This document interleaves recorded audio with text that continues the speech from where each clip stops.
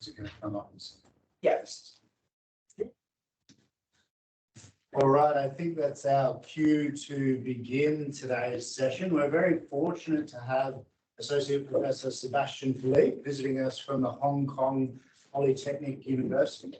Sebastian's here to present his Tourism and Positive Psychology, Current Issues and New Perspectives. And, you know, I remember way back in about 2009, Sebastian was sitting up very late at a conference, drinking red wine and talking about tourism and positive psychology. And here you are almost 15 years later, talking about exactly the same thing, but without the glass of red wine. So this should be a very interesting seminar. We're looking forward to seeing how your thoughts have evolved over the course of what is a really, really long and well-articulated research program in tourism and positive psychology. So we're looking forward to hearing from you today. Sebastian is the Associate Dean International at the Hong Kong Polytechnic University. He's also been at Module in University of Otago as well for a number of different years before heading to Hong Kong Polytechnic. So please take it away. If anyone has any questions online in the chat,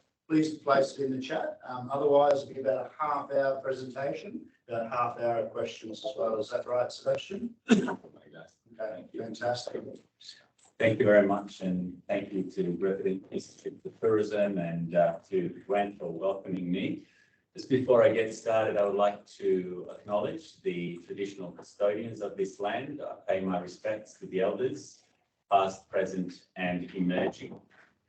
So, as Brent mentioned, the topic is on tourism and positive psychology. Sometimes I call it positive tourism. I thought that sounded quite catchy, although I noticed that a lot of people still prefer to use the longer version. And the only thing that has changed, Brent, is that I have more grey hair now. But my thoughts have evolved since then, and there's been an acceleration of research in this area, especially after the pandemic. So positive psychology is fundamentally the study of well-being. So my main concern is how can we integrate well-being practices into tourism? How can we grow well-being of tourism stakeholders? And this has really been the main focus. Now, I'm going to start really broad, and hopefully I'm not going to sound too controversial. But let's reflect for a second and think what's happening with tourism at the moment. We have 380 or so tourism-related academic journals, huge volume, a lot of work being produced. It's very hard to filter through this knowledge and identify dominant platforms of knowledge. A few scholars have tried to do so, John Tribe, Jafari, Ren, and others. And I think it's fair to say that we still have two dominant knowledge platforms. So I'm sounding a little bit reductionist, so this is debatable, but I still see two dominant knowledge platforms. One is what I call business as usual platform, and that's the advocacy platform of tourism research, where I would put in a whole lot of marketing research, economics research, stuff that we do and that I've done and that I've been involved with as well. And then we have the critical platform, the social science platform, with sociologists, anthropologists, to a minor extent social psychologists critiquing tourism and identifying problems. And you can see just by looking at these two platforms that although we've had an acceleration of research on well-being, the well-being doesn't quite fit either of these two that well. It can, but only to some extent, right? So let's have a look at those two, which are going to frame my discussion for later. So business as usual is defined by some of these characteristics, right? Self-interest drives ideal human behavior. So greed is absolutely fine, and it drives our ideal human behavior. Tourism consumption, more volume, more tourism consumption is good for its own sake. And only competition can lead to economic progress. This is the dominant logic. Human values, such as the value of well-being or love or compassion, are not necessarily ignored, but they're kind of secondary to the financial value. Financial capital and financial value is the main value, right? So that's, as you can see, just by looking at that, well-being has an uneasy place within that because it's not prioritized. Now, let's have a look at the social science platform. Here is the way the social science critique has been defined. So Kroll calls tourism a spectra haunting our planet that can ruin landscapes, destroy communities, pollute air and water, trivialize cultures, bring about uniformity. Poon says the tourism industry is in crisis of mass tourism, or it is mass tourism that has brought social, cultural, economic, and environmental havoc in its wake. And despite the pandemic, tourism has rebounded, so I'm sure that some of these criticisms still stand. We are more or less back to what we were at before the pandemic. Not much has changed in that sense. And I'm certainly not going to say that these critiques are irrelevant. They are important. But to me, the fundamental problem about both of those dominant platforms, the business as usual platform and the critique, is that we're kind of stuck in the -10 to 0 category of thinking and of behaving and of doing research. What do I mean by that? Well, let me use an analogy from psychology. In the year 2000, psychologists realized that they know how to heal people's traumas. They know how to deal with depression. In other words, they know how to give people pills and bring them from -8 or -10 to about 0, right? And they know very little about conditions for flourishing and well-being. They knew very little about happiness, positive emotions, love, kindness. In other words, the 0 to +10, right? Now, I like that analogy because that's how positive psychology was born, right? So positive psychology deals with that 0 to +10. And I think we can apply it to tourism in many ways. So the business as usual maybe taps into occasionally into the 0 and 1 and 2, but stays in that negative range. And the critique of tourism, while it's important, situates us in that mindset as well. So the thing that appeals to me about well-being is that it places well-being as priority. So priority for tourism policy makers, priority for designing visitor tourist experiences, and a priority for thinking about employees. We're facing a huge shortage of workers. So we have to keep these workers happy and we have to look after their well-being. So these are the things that I'm going to be talking about later on. So to strengthen my argument, this is what Richard Sharpley said. In contrast to the sustained criticism of tourism, more limited attention has been paid to its benefits, not only economic, but also social and environmental.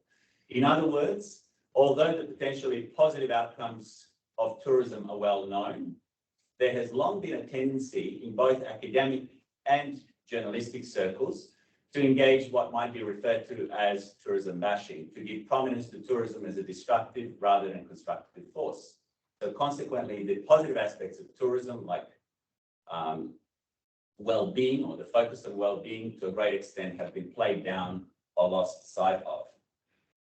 And Joseph Chia, who I believe might be online, made a similar argument in his paper in Tourism Geographies during the pandemic, focused on flourishing. So to me, the fundamental difference between a positive tourism or tourism and positive psychology approach and the business as usual approach or the more critical social science focus relates to this diagram or this figure. And I have to thank Pauline Sheldon from the School of Travel and Tourism Management in Hawaii for giving me this slide.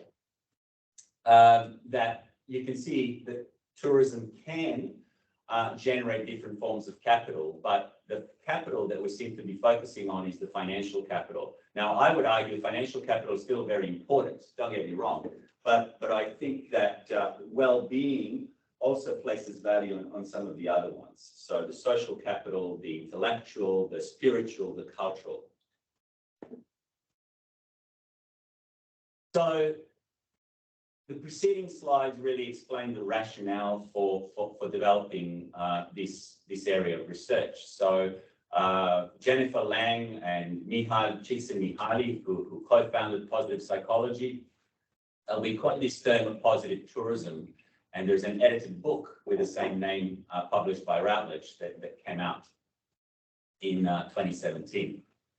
So we called it a broad study of well-being and conditions for flourishing as they relate to individual tourists, members of host communities, and tourism workers in diverse sectors of the industry, right? Now, it's not just any well-being, but a study of hedonic and eudaimonic well-being. So in other words, study of both pleasure, but also a sense of purpose in life, right? This dichotomy between pleasure and meaning and sense of purpose seems to be applicable to all cultures around the world. And it's really helps us think of well-being in terms of those two broad dimensions.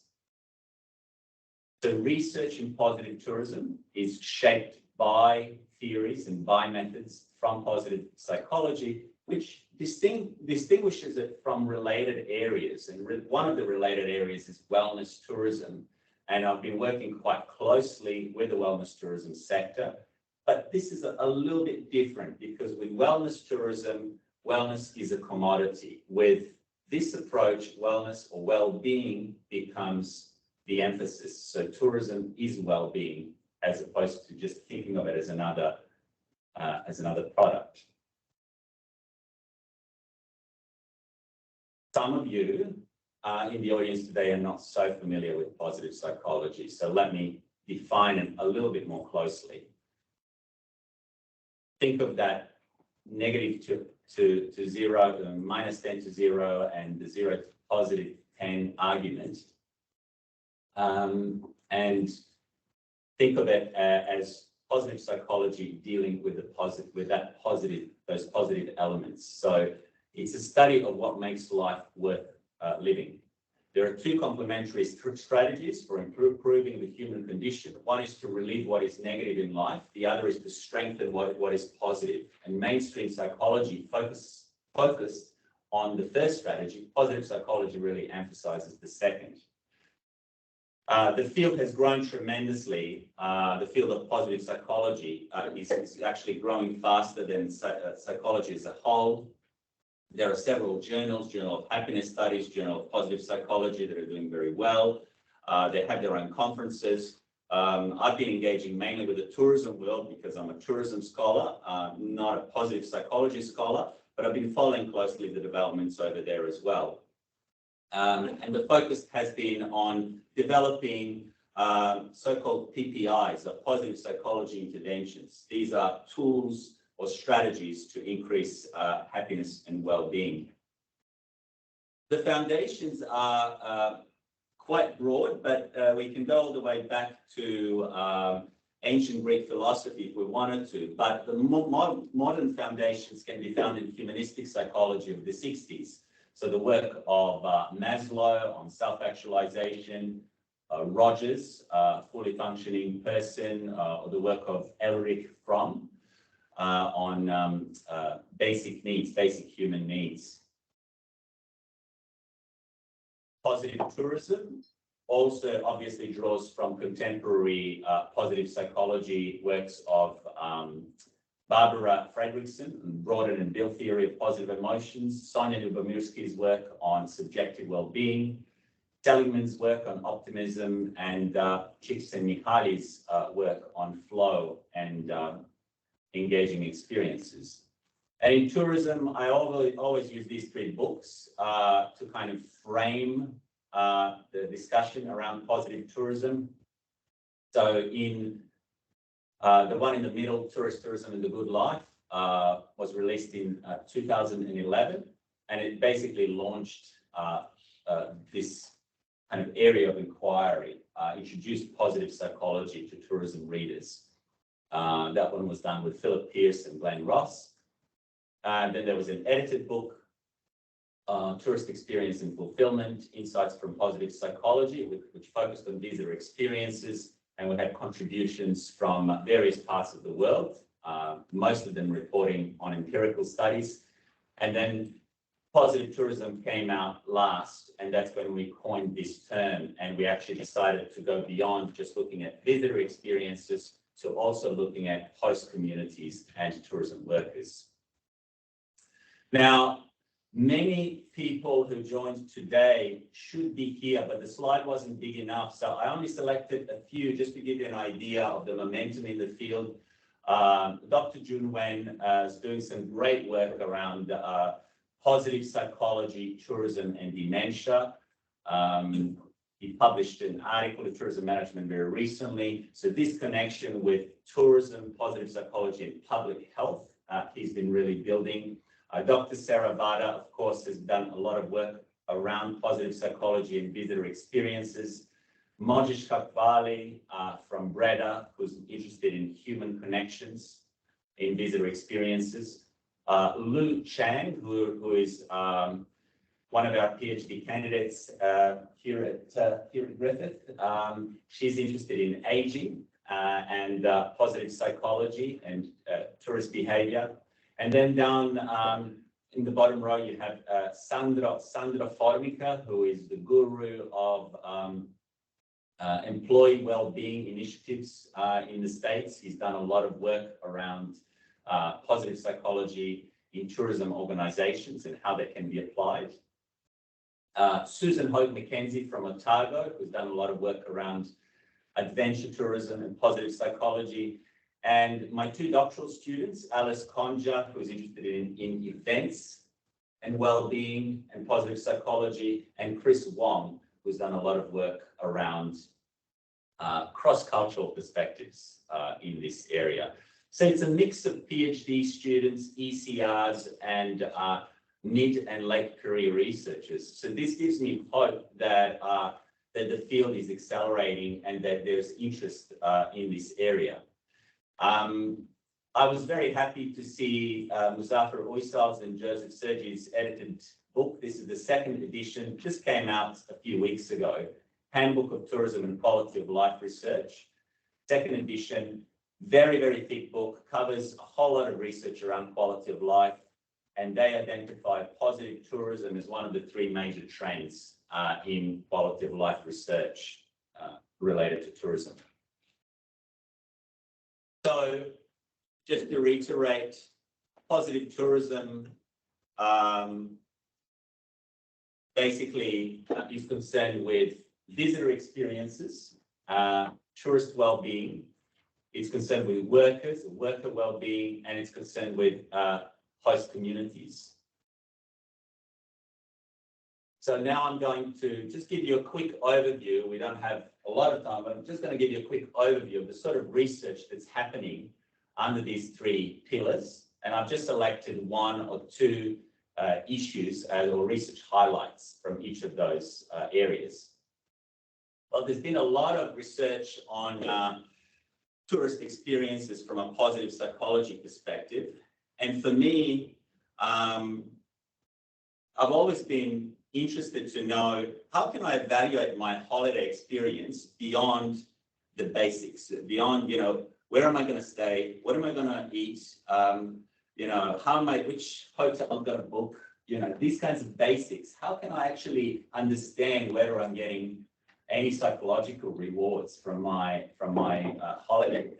So we've done a lot of research in this, and Brent has been involved in the development of this model with me. And we've come up with this dreamer model, which has these dimensions: detachment, recovery, engagement, affiliation, meaning, and achievement.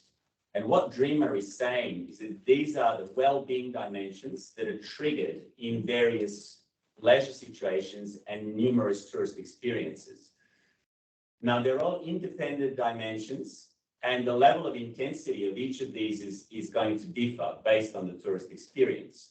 But the argument is very simple. We can now maybe develop apps or other kind of tools to appraise our visitor experiences along the lines of Dreamer, right? So even dark tourist experiences would generate some of these, or would trigger some of these psychological mechanisms.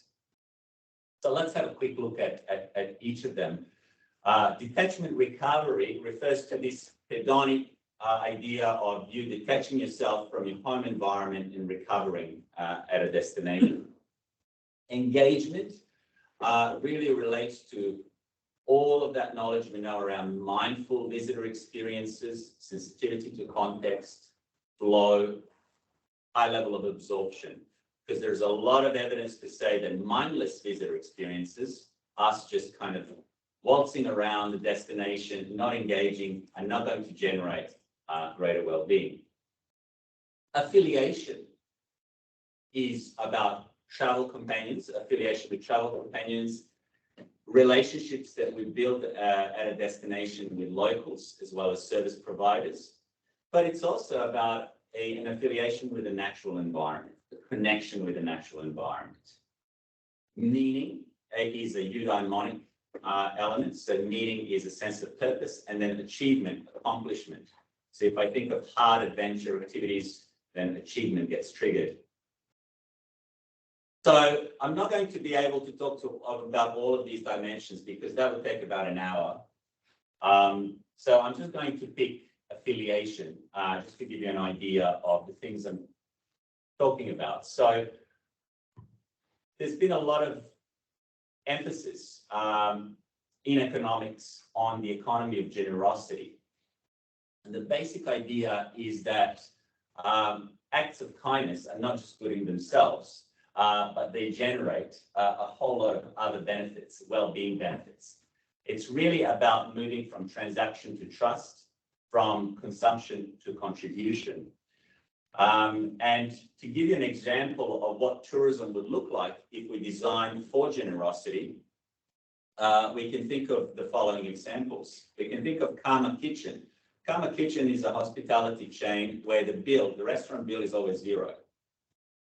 Now, the idea is that you pay for someone else's meal, but it's all voluntary. So you can choose to pay nothing, which hardly ever happens, or you could choose to put in maybe $10, $20. And Karma Kitchen grew. It started up in the States, and now they have a chain of restaurants all around the world. So the idea is purely driven by the generosity economy. Right? So the idea is that you pay forward, you pay for someone else's meal. Shintamani Hotel in Cambodia has a menu when you check in, and instead of ordering burgers, you can actually contribute to the local community through this lens of generosity, right? KLM Airlines had an interesting campaign a few years ago where they identified travelers on social media with particular interests. So one was, a cyclist traveling somewhere. So then the cabin crew would meet them at the airport at the gate and would give them a little gift that is related to their interests. So that generated a lot of positive energy as well. So that taps into affiliation, social connections. So these are just small examples, but imagine if we could design our tourism experiences around generosity to really grow that affiliation dimension and to grow well-being in this way. So that gives you an example of the sort of research that's happening under that pillar of visitor experiences. What about tourism workers? Well, we know that our workers are leaving us. They're not leaving us just because of pay. Pay is not as good as in a lot of other industries, but they're leaving us because their well-being is threatened, because they're not getting any meaning in their work, So we've got a major problem. And this was started during COVID, but it keeps happening and it's actually accelerating. It's a worldwide problem. It's a problem even in Hong Kong, and Hong Kong is in an area that has over 100 million people. So this really, really worries me. And I would argue that one way of actually keeping them would be to engage with strategies grounded in positive psychology and well-being strategies around positive leadership and around well-being in general in organizations. This kind of work was pioneered by Kim Cameron at the Michigan School of Business, but it's been done here in Griffith as well by the Centre for Work, Organizations and Wellbeing. Paula Brode has been quite engaged with this work. We haven't done enough of it in tourism, but Sandra Formica, who I mentioned earlier, is probably one of the few individuals who's engaging with this work, and has been developing it. And the last pillar of positive tourism, remember the third main pillar, so tourist experiences, tourism workers, the third pillar is obviously communities. Now, the focus of positive tourism is a little bit more on the individual, less on the community, but there's been some interesting work grounded in positive psychology in this area as well. One line of research that's gaining a lot of prominence is on AI, but not the kind of AI that you're thinking about. It's on appreciative inquiry, which is a strength-based methodological tool grounded in positive psychology.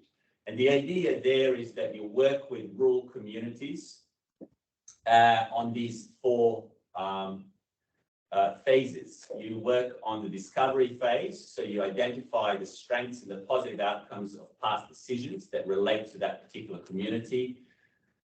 You then get them to imagine and engage in a bit of visioning, to dream up and to see what was and is still working and should hence become the dream for tomorrow. And then you try to design that ideal future around that. And then, of course, the last stage is the delivery stage, which is the hardest stage, right? So the idea there is to, how can you empower the community to actually initiate, sustain momentum, and then deliver on these promises. Now, one related body of knowledge coming out of Bhutan, but is actually implemented in different parts of the world, is the body of knowledge on gross national happiness, GNH. It has different epistemological roots from positive tourism, but there's been a lot of crossover, in particular because GNH is a philosophy that is also concerned with psychological well-being. And my friend and colleague Paul Rogers has been doing a lot of work with various communities around the world, in Bhutan, but currently in the Middle East, on implementing these ideas and really trying to develop tourism that is well-being centered and it's working closely with communities. So when we talk about the post-community pillar, I like to mention GNH and the GNH initiatives. All right, so I've given you some examples, but they're just a few examples that fall under all of those pillars. So what can we do at the destination level to promote well-being? Well, there are many case studies that we can identify, but one that I like is the case study from Bournemouth, where they have developed or aim to develop well-being at a destination level in the following way. They created a well-being hub, which is basically some sort of a central knowledge bank, website, together with social media and publications, documenting all of this research around well-being with case studies. They have an ideas cafe where they invite businesses to share their best practices. So you may have someone talking about the Karma Kitchen model, someone else talking about some other aspect of generosity economy, someone discussing the work they're doing that's GNH related, sharing these ideas with each other. And then the last aspect is really involving students. So consultancy projects for students, providing them with real life opportunities that is well-being centered. So this is an interesting initiative, and I think it can be replicated in many parts of the world, and it is being replicated in some parts. The presentation will come to a close fairly soon, but before I do that, I also want to briefly highlight some future directions for the field. One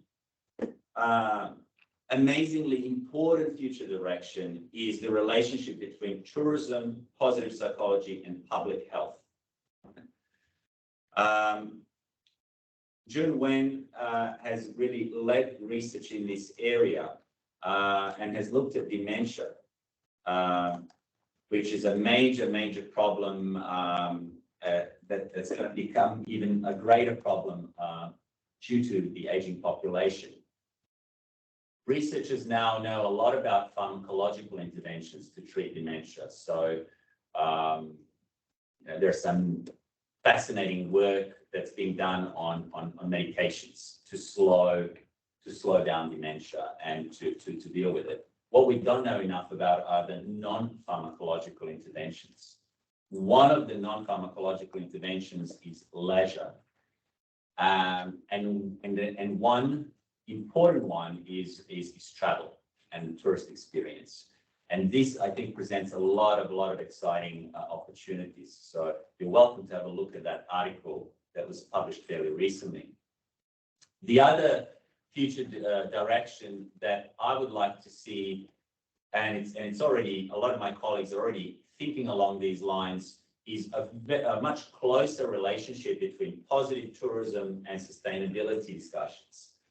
Susanna Becken, who's at Griffith, has come up with this regenerative tourism concept, which I think aligns very well with positive tourism. Because the idea about regenerative tourism, that it's not enough to be conventional, green, and sustainable. We have to be restorative, reconciliatory, and regenerative. And it puts emphasis, again, on the 0 to +7 or the 0 to +8 category. Of course, we know that one of the Sustainable Development Goals is on health and well-being. So I think this will be an exciting new development to see a closer connection between positive tourism and sustainability, and also between positive tourism and public health. Now, there are a few academics in the room. We have a diverse audience, but if you are an academic, you might be interested in Metin Kozik's recent work on moving from positive psychology to positive tourism. This book has just come out, and he takes some of my ideas forward and presents some new pathways. Before I conclude, I would like to thank Griffith Institute for Tourism for giving me a very warm welcome here. It's been so wonderful being here and engaging with everyone. And I'd especially like to thank Brent Moyle, Sarah Gardiner, Sasha Reed, Chris Fleming, and of course, Chantal James for making this trip happen. It's just been a wonderful journey, and I've really enjoyed engaging with early career scholars here, with PhD scholars. You're more than welcome to email me any comments or questions you may have about today if we don't have a chance to get through all of your questions. So thank you very much. And that concludes my presentation. Thank you. Hi, thank you, Sebastian.